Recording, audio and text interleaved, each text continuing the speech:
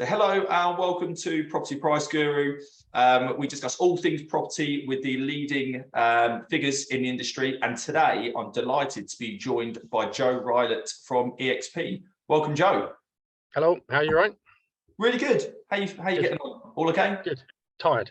I can imagine. I've got 4 young kids, so I don't know if that shows. It's a nice little break when you get up for work in the morning. It's a nice break from it all. You can try. I was up at half four this morning, cool. Supervising someone going to the toilet. So yeah, oh, really? Great. You started early. Early. So I'm delighted to be able to welcome Joe on today. So Joe and I have known each other for a little while, and Joe covers the Watford and surrounding areas, and he's one of the leading agents in the area as well. So great to be able to speak to him today. Joe, I wonder if you could just tell us a little bit about your background. Obviously, you're with EXP now. How did you sort of start out in agency? What was sort of your history before that point? Yeah, not a typical story of getting into a estate agency.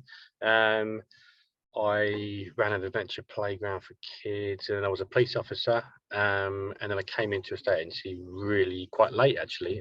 27 years old. So, 27-year-old trainee negotiator. I think I was on like a 12 grand basic or something back then, and had to sort of learn the ropes. But because I was older, a bit more mature, I kind of quickly went through the trainee to negotiator to senior to assistant manager to branch manager within a sort of 4 year sort of period. Then worked for a leading independent, generally in the sort of Rickmansworth, Croxley Green, Watford area. Run a few branches for them in Watford, Rickmansworth. Was there 13 years. Quite a long time, actually. And then you always think, I always thought that was always going to do, but then life changed, and then I went somewhere else for a couple of years, another independent in Watford. And then you'll hear a load of people say this, they kind of just fell out of love with the game and think, do I still want to do this anymore? And then the short version of the story, discovered these kind of self-employed models. I must have been living under a rock. I didn't know they existed. And a lot of them come from America, and then there's some UK models that try to adapt it, but spoke to a few, and then it was probably the most stupid thing to do. Completely had no money, didn't really know whether I wanted to stay in the game or not, but just thought, you know what, if I don't try this, I'll never know. So I went for it. Set up coming up with 3 years now, self-employed. Some people thought I'd last 3 weeks, let alone 3 years, and then just sort of built up a reputation around the area that I predominantly worked in anyway, Watford, Rickmansworth, those surrounding parts of Hertfordshire. But yeah, it's been a roller coaster. One day you're kind of like, you've got all this money, you think, what am I going to do with this? And the next day you're like, oh, pipeline's a bit tight, where's the next penny coming from? But that's generally life, and it was like that anyway. So, but enjoyed it, built up improved as a person. The blinkers come off when you're working for yourself. You meet lots of new people, learn more, network more, and yeah, really enjoyed it. And I deal with a humble amount of properties. I'm not like I was when I was a branch manager on the high street, having to handle 30, 40, 50 properties, and it's really hard to give a great service to that many people. So I keep it kind of no more than sort of about 10 properties in the kind of cycle at the same time, and you really have to sell a couple of properties a month to sort of hit the numbers that I'm happy with, because it's not just about money for me, it's about having a decent life away. You mentioned the kids there, so there's school runs and footy matches and music lessons and things like that, so I want to be there for that, as well as not just chasing the money, which you do when you're a little bit younger, a bit older and wiser now. So yeah, typical person to join the self-employed model. I think that kind of middle age. Am I middle aged? What's middle aged? I don't know if I want to answer that question. I'm 43, so into a bit of trouble there. I'm 43. Is that right? I think that's right. So let's call myself like that middle-aged sort of person that's been a senior player in high street or corporate. Other people have been, and just kind of not getting out of it what they wanted to get out of it anymore, and that kind of crossroads in life. And there's a lot of other people similar to me that have had a crack at this self-employed model to get the better mental health, better life balance, and earn a few more quid as well. At the end of the day, we want to make some money. We're not here just for the love of it, but you can make money and do it the right way along the way as well. It's about doing it the right way. Yeah, so you mentioned a second ago there about obviously restricting how many you bring onto the market. So, perhaps somewhere around 10 is quite a controllable number. Is that the secret behind your success so far? Because I mean, looking at your Google reviews, you've got 5 stars that you've been able to maintain on Google, which is tough to do because it only takes one for that to maybe slip by the wayside. So is that part of the reason you're able to maintain that and deliver that service? Anyone that's wanted to give me less than 5 stars, we've made them disappear. You know, we've got rid of them. No, genuinely, it's been most 99% of people have been happy. I hope, you know, no one's told me they haven't been. And yeah, you can't. I'm pretty sure if I had 30, 40 properties on, I couldn't do that. I'm not Superman. I'm not perfect. I'm not the greatest estate agent in the world. Keeping it sort of humble allows me to be accessible for those people. Those people have given me those Google reviews because they've been able to get hold of me and chat to me on Friday night or Sunday afternoon, or I've responded to them quickly, or I've gone and done something for them that was beyond what they were thinking. You know, I've helped them move some stuff, or done something around their house for them while they're away or something like that. You can't do that. Appreciate that. You can't do that when you're sitting on the high street being a manager or an exec, because you're running around sort of like a lunatic. So that's what I wanted to be able to do, and it's been possible. So I think if it got to the point where I couldn't do that, I'd be selling myself and my vendors short on the promise I give to them when I sit in front of them to say I'm going to be here with you every step of the way, and I will do more for you than the high street. And that's not slagging the high street off, because I've been there. I say I'll do more for you than I was able to do for you when I was on the high street, because I know how hard it is to do that. So is that the key thing when you're going out to valuations and you're obviously pitching yourself and your business, and more often than not, you're obviously competing with other agents, possibly high street agents. Is that on the instructions that you win, on the valuations where you win the instruction, is that the main reason typically that someone goes with you, because you're able to offer that perhaps slightly more personal touch or slightly better service? It's the differentiator. Not many people can. We could all be the same on price. We could all be the same on fee. We could all say that we're on all the same websites. We could all say that we do X, Y, and Z marketing wise. But what is really hard for an estate agent to have is a unique selling point. And always struggled with it when we were on the high street, because you're always tested. So what's your unique selling point when you're at such and such company? We'd say this, we go, well, they do that and they do that. Everyone did it. And everyone thought they had something unique, but it wasn't. So yeah, my differentiator is it's me. It's one point of contact only. And to say that if Jacob, if you're my seller, you will always get hold of me. You only have to get hold of me. You don't need to try anyone else, because there is no one else. You haven't got Saturday Susie. Sorry to all the Saturday Susies out there. That's a bit of a stereotype. Sorry. But you haven't got that Saturday person, that administrator, the negotiator, manager, valuer, 5 or 6 people within that process. The communication can go and does go wrong. And you're not ringing up on Monday, speaking to someone different that you saw on Saturday, didn't know the answer to the question on the viewing. It's me. I'm 100% responsible and accountable. And at the same time, if something goes wrong, you know, not a lot's gone wrong, but if something does go wrong, it's on me, and I can sort it, because it wasn't someone else that did it. You know, I can answer the question. Do you know what? It was me that left that window open in the back of the house. We've all done it, you know. So it wasn't, oh, I wonder who that was, and go around the office and try and find out who it was, and someone lie about it, you know. I guess it's more transparent, isn't it? It's that level of honesty that, you know, like you say, mistakes do happen sometimes, but it's that level of accountability that you can then provide, rather than the big thing that you don't know what a good estate agency service is until you've had it. Someone could tell you they're going to be great. Someone might have thought they've had a great service, but they could be even better. They just don't know that. What a lot of the clients that I work with realise afterwards, and they benefit with, I took an active involvement maybe in their onwards purchase. I even helped them negotiate it because they didn't want to get involved. So I'm ringing the agent, and do I do that for people as well? And then the sales progression, as you know yourself with your history, it's the toughest bit sometimes. It's the bit that kind of kills you and kills things. And you've got to be a masochist to get involved in that sales progression properly, to really, really keep at it. I was speaking to an agent, won't name them, in Hemel this morning, and they're just horizontal with the sales progression. And every week the update is like, well, that's no further than on next week. Have you actually asked anyone? Have you done anything? And it just baffles me how that can still happen.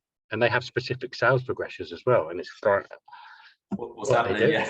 What are they doing? You know, if you want to find something out, jump on the phone and then update your vendor. You can do that in a few seconds, but they seem to make it a very difficult process. There's going to be a few people, I imagine, Joe, that will watch or listen to this, that will possibly be in the same position that you were a few years ago, where perhaps they're a high street agent, maybe becoming a little bit disillusioned with it and not sure if they want to remain in the industry, or perhaps give the self-employed model a go, which is obviously what you've gone for. Just how difficult is that from someone that's experienced it when you're taking that leap of faith? Because if I'm not mistaken, I think I read somewhere you were actually one of the original agents coming across to EXP in this country. So you were obviously early doors now. That obviously now it comes with a growing reputation, but it must have been quite difficult for you then. It must have been a sort of a leap of faith for you to take. Yeah, I think. I mean, I didn't know if it was working. I don't even think the EXP people in UK set it up knew if it was going to work or not, because it was a model coming over from America. They'll be the first to admit that. I had the benefit of a network of people, 13 sort of 14 years of experience in the area, so that confidence was in me that I knew people, and I knew people liked me, and I knew people would want to work with me. But it's still massively scary when it's your name. But people found me from years ago, that I'd sold a house to, and they rang me up and, oh, hello, how are you? I said, yeah, I saw one of your boards with your face on the other day. You're doing it for yourself, and that's great. And they'd say lovely things like, so proud of you, and I hope it really goes well. I was like, and you go home and you're like, it becomes very personal on both fronts. So when something goes wrong, you really take it hard. Something, maybe a big deal falls through, hits you so hard, but when you agree that big deal as well, or re-agree it, it's like the highs are there and the lows are those. I'm not going to tell anyone it's fun at times and it's not hard work, but yeah, I think you just gotta, if there's a slight little thought in there, take the leap of faith, because what is the worst that can happen? If it doesn't work for you, go back to the salary job or the high street. You'll always be able to go back to that. If you're a good estate agent, you'll always be employable. But I guarantee you, not everyone. Some people have gone back, and some people have not succeeded at this or not wanted to carry on doing it. But the majority are really enjoying it, and it's just having that control to be able to decide what you want to do in the morning. What time you want to get up, what you want to wear. I put my polo shirt on. I don't necessarily put a shirt and tie, and I haven't worn one in ages, because that's me. I feel comfortable like this, and the people I work with seem to feel comfortable with it as well. Decide what I charge, decide where I go, decide how I market someone's house. And if it doesn't work, if you and me don't seem to fit, it's absolutely fine. There's no pressure. I'm not there with a sales contract kind of being pushy. You go off with so and so and hope you get sold. I don't try and compete. That's the key. I don't try and compete like I used to have to on the high street, because you have to hit numbers, and if we don't get it, you'll get a rollicking, because why did we lose this one, why did we lose that one? I don't think of losing something, because I never had it in the first place. So when I go to evaluation, oh, you lost that instruction. Well, I didn't lose it. I didn't have it in the first place. They chose to work with someone else. It's a great way of looking at it, actually. It's a mentality. That perspective shift, absolutely, is quite a good way. Then I can sleep better at night. So. Yeah. And until you've got to help someone to the toilet at 4 a.m. Apart from when someone gets up in the middle of the night. So in terms of it's good fun. It's really good fun. I've got the fun back. I got the mojo back by doing it alongside this model, and I'd lost that. I'd lost that big time. I think that's the key thing. Sort of waking up in the morning and being excited about what you're doing, and it's massively important now. I think no matter what you do, any industry, any job, you need that, really, don't you? So if that's a way of getting it, happy days. It's so important to get that. It used to be just a job. It did used to be just a job, but now it's my life. Yeah, absolutely.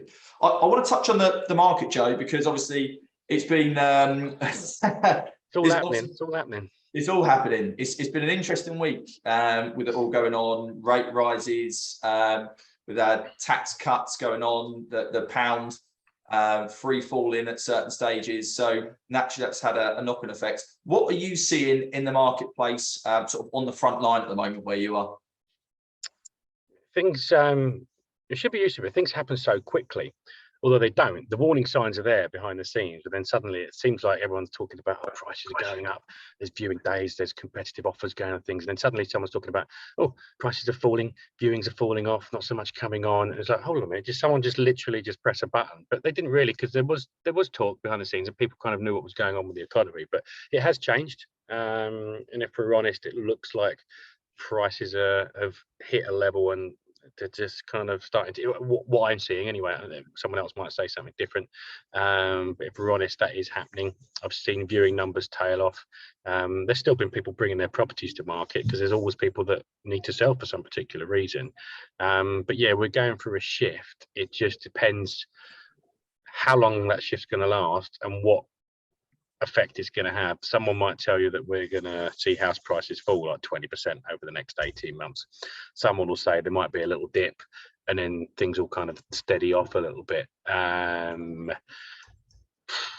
Who knows? We've got to have an opinion, but yeah, it's changed and it's difficult. I think the changes they made with the stamp duty, I don't see them really making a major effect. A little bit of a plaster on a very bloody wound that's just going to keep coming out. It's what that will do is it'll get a couple of deals over the line that weren't quite there, where someone can now offer a few more quid because they're making a saving, get a few more people on the ladder. But in the grand scheme of it, I don't think those changes are going to make a massive difference, because at the same time they might be saving that money, but then their mortgage rates, so it's checks and balances. Yeah, I think it's interesting. I mean, I won't sort of name who I saw these from or where they're based, but I literally a couple of days ago I read two completely conflicting reports on social media, and ironically they were sitting right next to each other on the page just by chance. But one of them was a market forecast, if you like, that the next few months we're going to see a 30% decline in prices.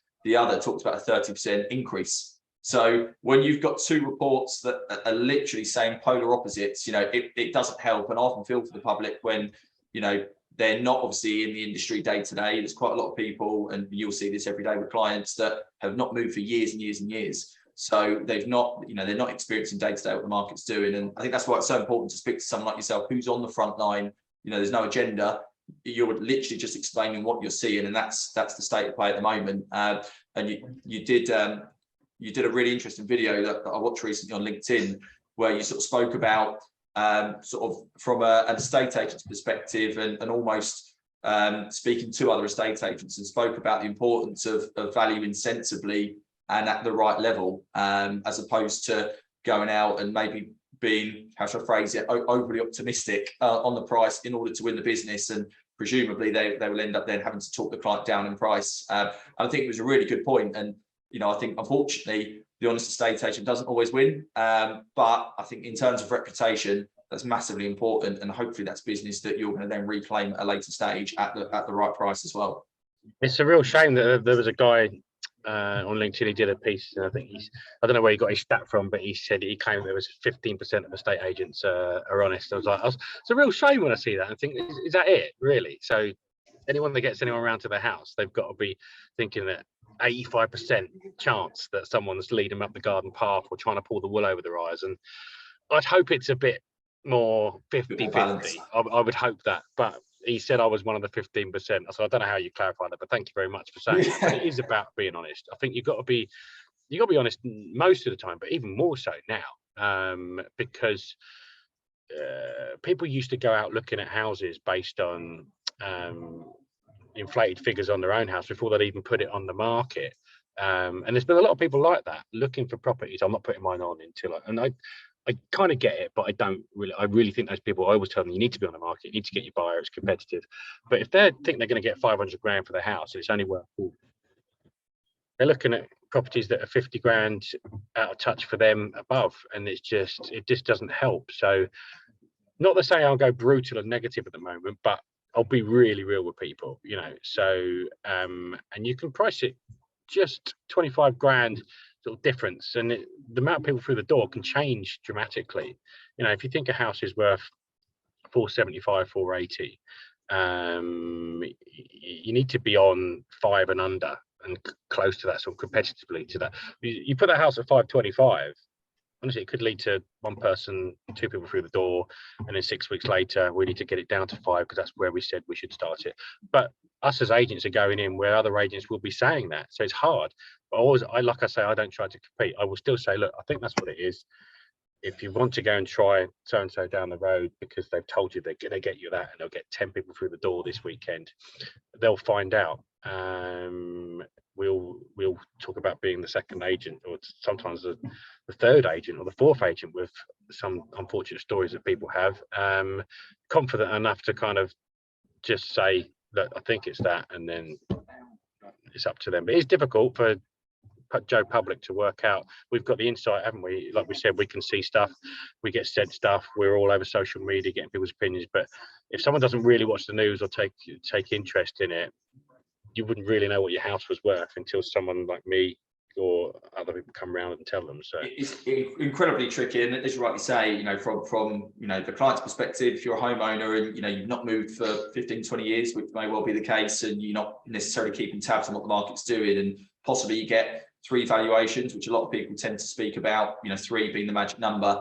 Obviously, you come in being the honest guy and saying realistically where it is, and the other 2 that are perhaps being a bit more optimistic with the view of winning the instruction. From their perspective, you can see how they would maybe portray that and perceive it. So it's very, very tricky, but I think your approach is the right one. I think when you know, that there's no doubt in my mind, that's probably one of the reasons why, obviously, going back to what we said earlier about you maintaining sort of 5 stars on Google, for example, maintaining that reputation. The long game of this is that it's agents like yourself who are able to maintain that reputation. You're the ones that are going to win. So if it means losing a few instructions in the meantime because you're being maybe a bit too honest, I think from a long-term play, it's probably the best strategy. In fact, it's definitely the best strategy. You know, sometimes you don't make money out of something as well, but you take some satisfaction that you've been genuine and honest, and months down the line you find out that a house sold for what you thought it was worth. And so you don't get any money out of it, but you do sort of smile to yourself and go, well, you know, that's nice to know that that was in the right sort of. I had one recently for a probate, and they had valuations between 1.2 million and, get this, 650,000. Wow, that was the difference from the it's top quite to a the range. bottom. As you can imagine, I was somewhere in the middle. I was like 900, and they had another one at 1 million. Anyway, they went on the market with the 1.2 million. Have they had any viewings in 4 weeks? 0. Even when they reduced that to 1 million, I still think they might not get anyone. Too much still, yeah. My 9 was a guide at 9. I think it's worth in and around 9. You know, hit it competitively. It was a place that needed knocking down, to be honest with you. But yeah, if I hear in 6 months' time it's sold for 850 or 9 or something like that, I don't go, oh, I know what I'm talking about. But you do. It's how does anyone 600 grand difference? You know? I was going to say I've heard of slight differentiated views in terms of value. That just blew my mind. That one, I couldn't believe it when the solicitor told me. That's quite some delta, that, isn't it? Yeah. So, in terms, I'm going to ask you a very difficult question, Joe, which I'm sure we've all got our own opinions on. But where do you see that the market going, particularly in sort of your area, in Watford and surrounding areas? Where do you see things in the next maybe 3 to 6 months? Difficult question. Could be wrong, could be right, but as I said at the start of this, it's always important to have an opinion and sort of and nail your colours to something. Yeah, I think the prices are falling. I think they will continue to fall. And if you put a gun to my head, I'm in that kind of 15% maybe over the next sort of 18 months, somewhere like that. But I've seen that happen before, and then it will come back again. You know, I saw that happen when I bought my. I think it's so much easier to be honest with someone and empathise with someone's situation when you've been through something yourself. So there's a lot of maybe young valuers out there, you know, that kind of very sort of corporate sort of type that have not really had any experiences of market downturns or tough times in life. So I can sit in front of someone and tell them that I bought a house at the end of 2007 and it was worth that, and then within a year it was worth that, and then now it's worth that. You might well go to that again now, but it's like I've been through that process of buying at the top of a market, seeing it fall, being able to tell someone over a long period of time, or not long period of time, 10-year period, you won't lose money on a property in our sort of area that we cover. So was still the best investment. Giving someone some confidence that unless they're buying for, if someone wants to buy for 6 months or a year or something at the moment, then I just quite frankly say to them, why bother? Why are you here viewing this house? Just go and do something else with your time, not in a rude way, but give them advice like stop viewing. If you're worried about what's happening tomorrow, the committed buyers will still get on with it. But yeah, it's having that experience, and I think it will. I think we're going to have to see a correction. We'll find out of what amount, but yeah, there'll still be people selling. Still all of the things that keep the market going. Unfortunately, you have death, you have debt, divorce. I hate to say them, but those things kind of fuel the property market. But the people that want to move up and down can still move. They just keep their difference the same, so they can still get involved in the market. Might be that we lose some chain-free buyers, some first-time buyers, some investors that go, oh, okay, maybe I'll wait now and see what happens. That's the problem. That's why it will kind of probably stall a bit. Tough times ahead, but nothing that some of us haven't been through before, and come back out the other side. You got to be positive with it.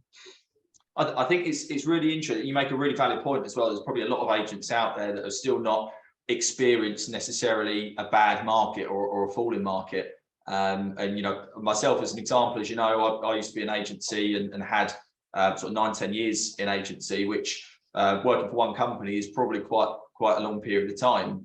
But actually, thinking back in that time frame, I probably didn't see you know, a bad market. Certainly at times a stagnant market, particularly when we think around that sort of time that you had the Brexit referendum in 2016. It was maybe slightly stagnant at the time, but actually not necessarily a falling market. So I think there's a lot of agents that are maybe going to be experiencing that for the first time, which would be really interesting to see how that plays out. I worked in a village in so Chorleywood, a small village, back in 2008. I didn't sell a house for a 7-month period. Wow. Not one property out of that office, because it was such a small sort of tight-knit village. Not many things would come on. So literally, yeah.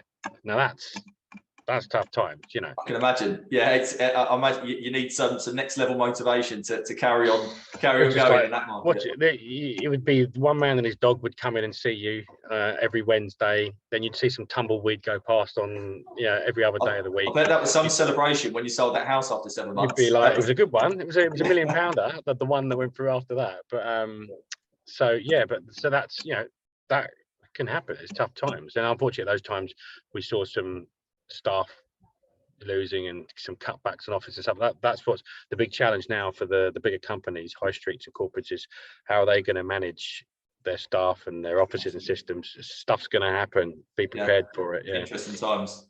Well, I really appreciate your time today, Joe. Thank you very much for coming on. And if anyone's watching and you're based in the Watford or surrounding areas and you would like a free market appraisal, Joe is the man to speak to. As I say, I've known Joe personally for a little while now, and I can't emphasize enough actually what not only a good agent he is, but what a good guy he is as well. I'm actually going to put the in the description for this video, I'm going to put Joe's website link, so you can click on there, have a little read. If you want to book a valuation or anything like that, then he's your man to speak to.